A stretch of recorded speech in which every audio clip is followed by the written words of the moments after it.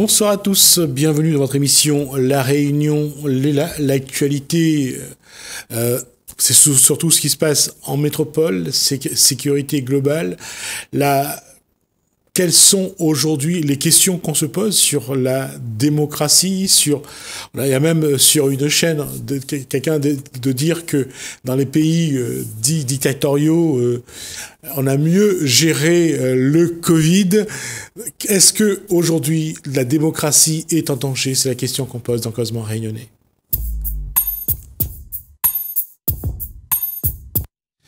Bonsoir Didier Lombard. Bonsoir.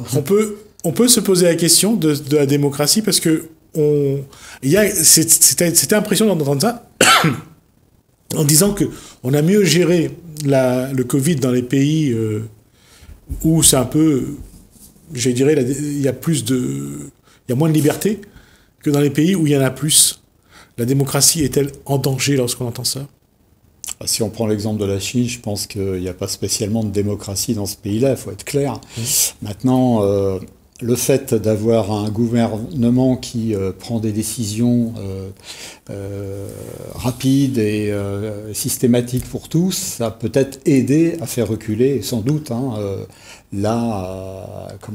l'épidémie et la contamination et les morts dans ce pays-là. Maintenant, on sait très bien que dans les pays dictatoriaux tels que la Chine, et bien d'autres, les chiffres avancés sont aussi bidonnés bien souvent, parce que effectivement la presse, on va y revenir ensuite dans la discussion, je pense, est aux mains du parti unique, des organes d'État, et on peut pas dire ce qu'on veut et donner un autre point de vue que le point de vue officiel.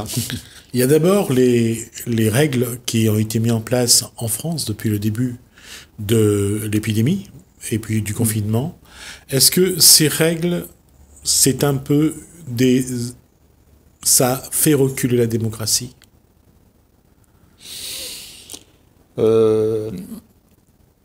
Les règles, qu'est-ce qu'on entend par règles? Les règles de distanciation, les règles le masque, ne plus sortir à n'importe quelle heure, avoir des heures pour avoir 1 heure ou 3 heures de sortie par jour, ne plus se serrer la main, ne plus se dire bonjour. Est-ce que toutes ces règles-là montrent que peu à peu l'État a un contrôle sur sa population?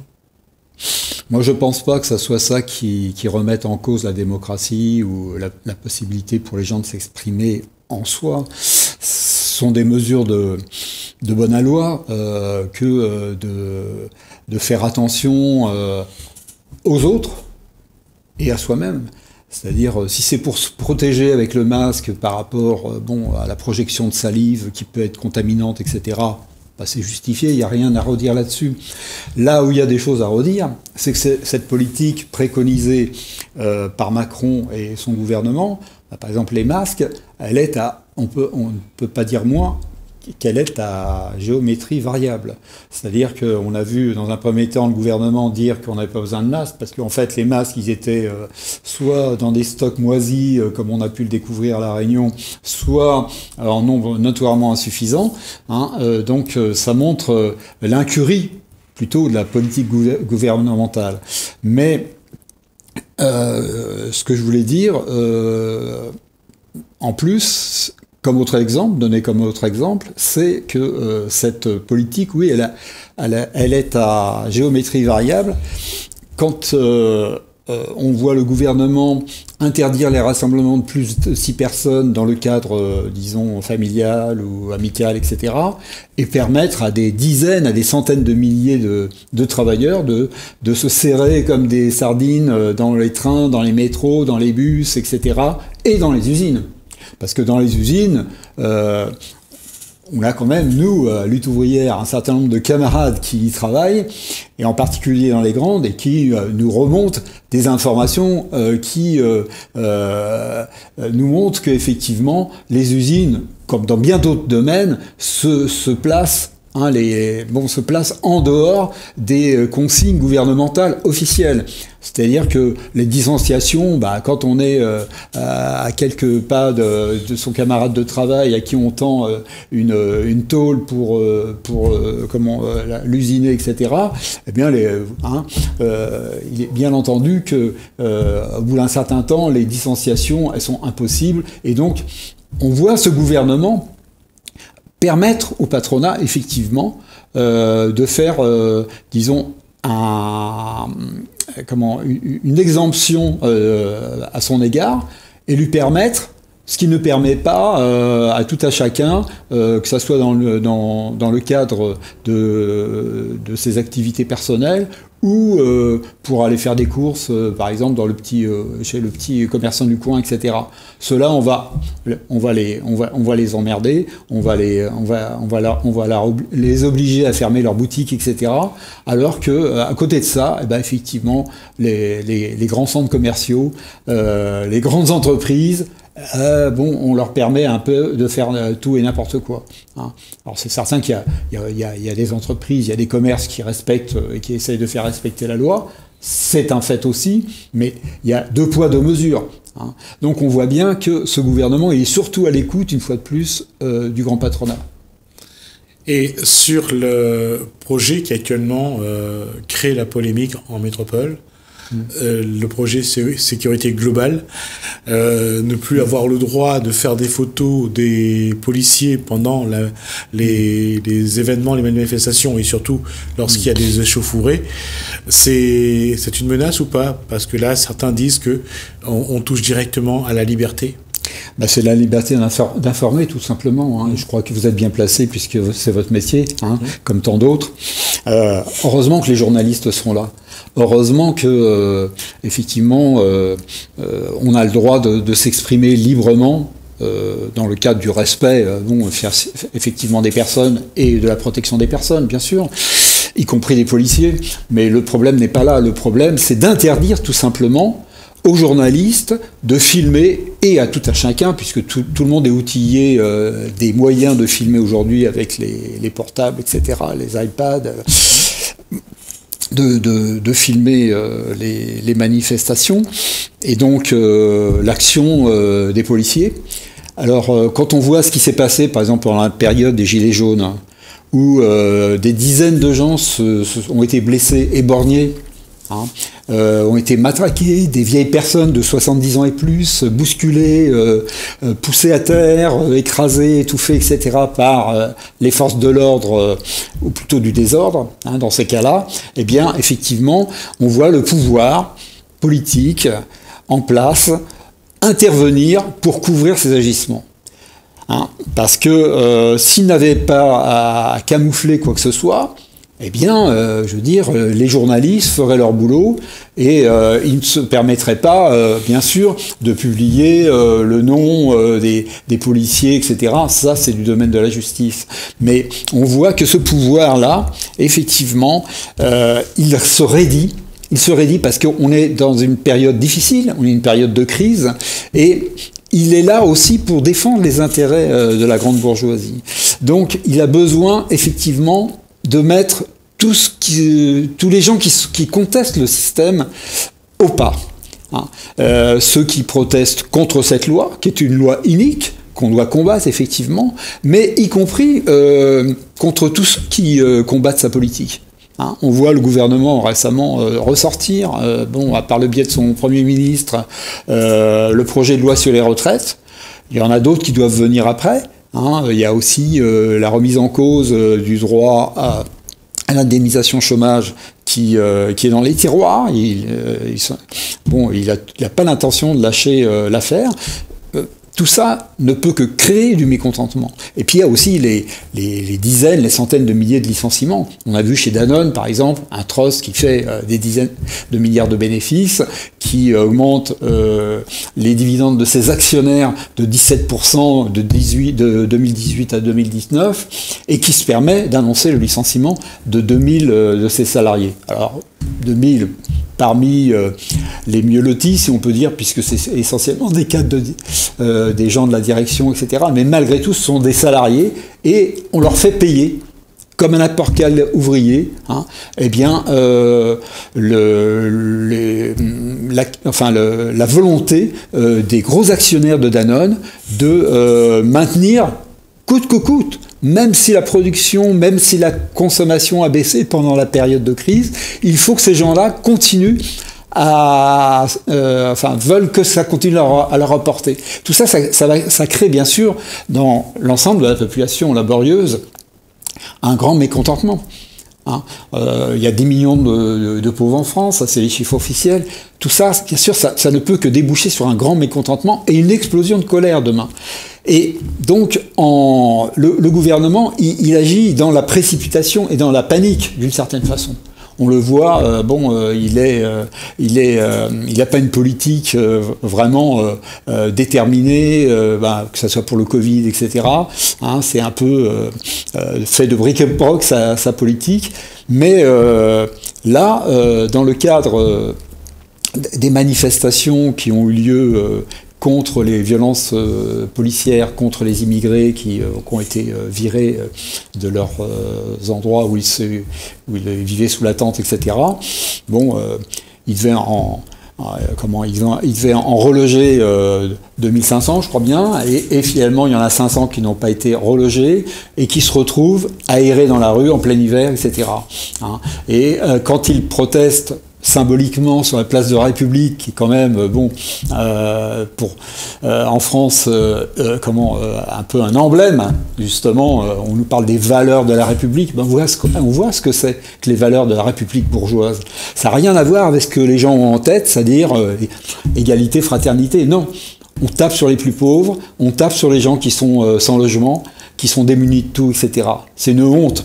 Hein. Et ça, c'est commandité par Macron et sa bande, et il voudrait encore, en plus, que ça soit tu, hein, que ça soit camouflé.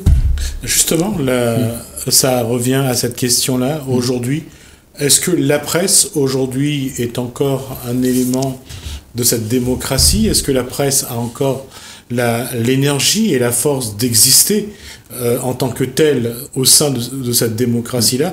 Ou est-ce qu'on va vers une évolution de la presse et que cette évolution-là est bonne ou pas bonne pour la démocratie? Vous savez, vous connaissez sans doute aussi bien que moi l'évolution de la presse ces dernières décennies. C'est quoi l'évolution générale? C'est une prise de contrôle de la presse par des groupes capitalistes. Que ça soit Bolloré, on le voit récemment avec la mise à l'écart d'un journaliste qui était un peu trop, caustique, etc., un humoriste qui a été mis à la porte sur Canal+. On voit effectivement Bouygues qui détient des dizaines de journaux. On voit Lagardère qui vend des armes, etc., détenir lui aussi, avoir mis le grappin sur un certain nombre de journaux qui étaient indépendants avant. On voit on a vu, ou je ne sais plus si c'est toujours vrai aujourd'hui, mais en tout cas Libération, qui était un journal qui avait été créé par des militants d'extrême gauche après 68, dans les années 70, passé sous la coupe de Rothschild. Donc, et plus près de nous, Antenne Réunion était qui sont les actionnaires d'Antenne Réunion à La Réunion, de Châteauvieux, etc., etc. Hein.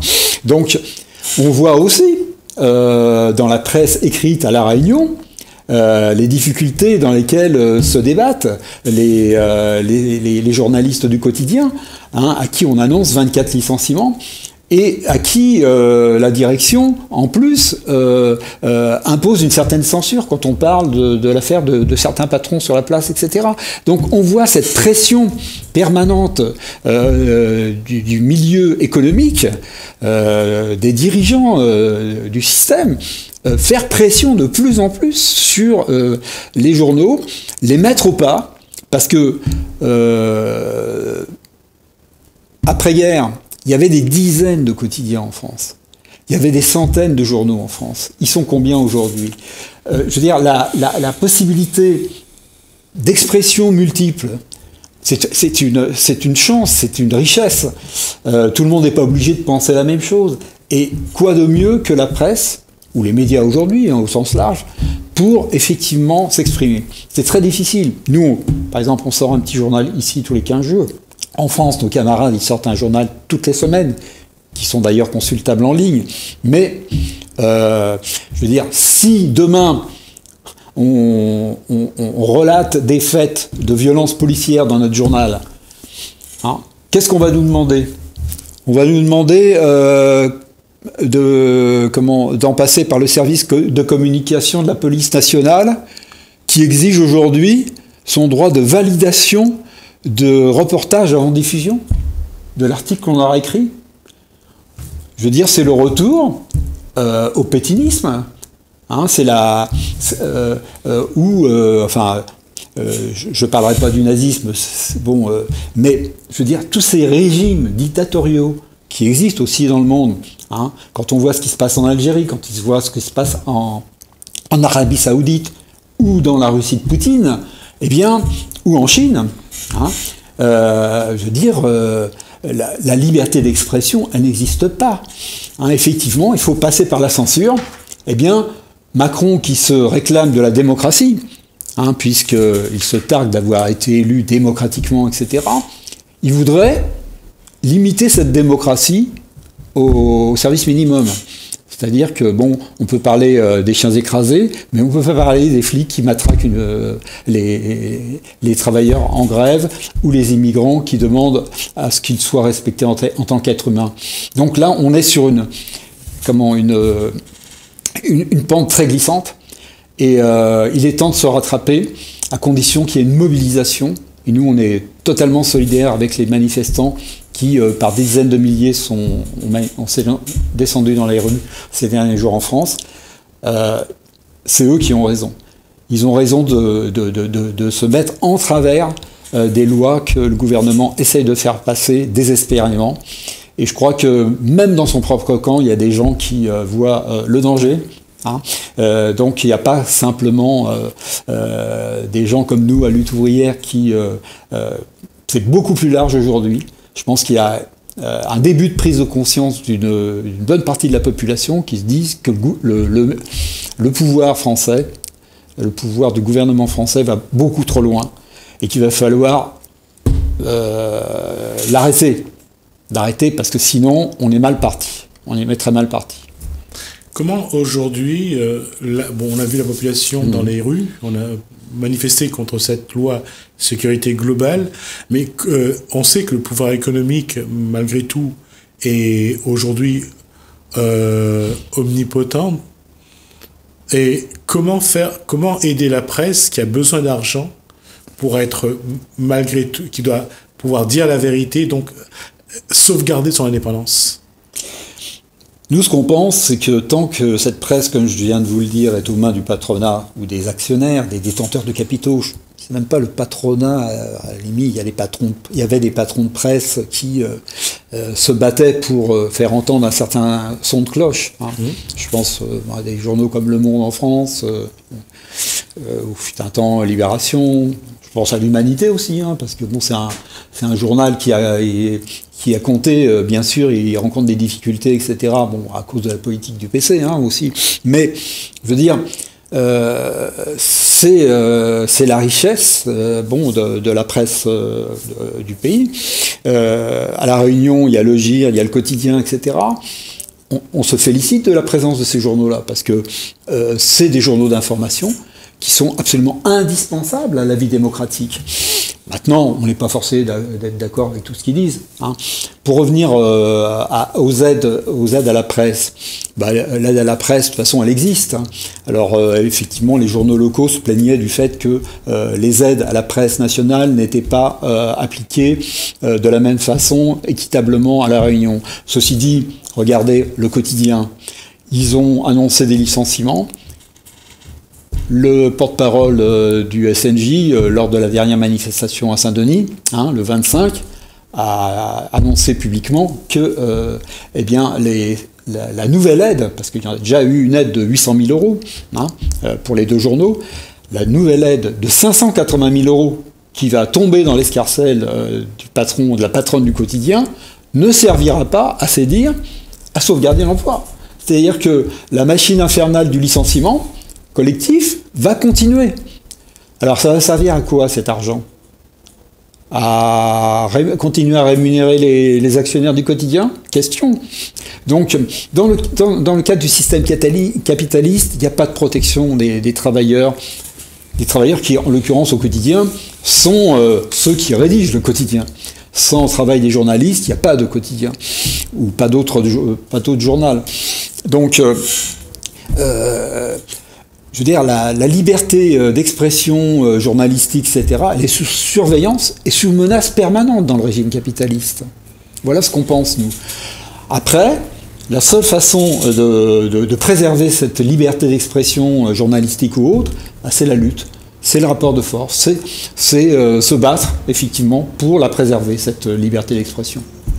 Merci Didier Lombard, en tout cas, pour cette explication sur la démocratie, sur la liberté de la presse, et aussi parce que le contexte montre que ce soit la presse, que ce soit la liberté, est en train de se réduire un petit peu dans la vie de tous les jours. Comme peau de chagrin. Ouais, et on va voir, je pense qu'on aura l'occasion de revenir là-dessus. Merci pour ces informations. Ah bon, d'accord. On va juste nous tourner une page, on se retrouve juste après.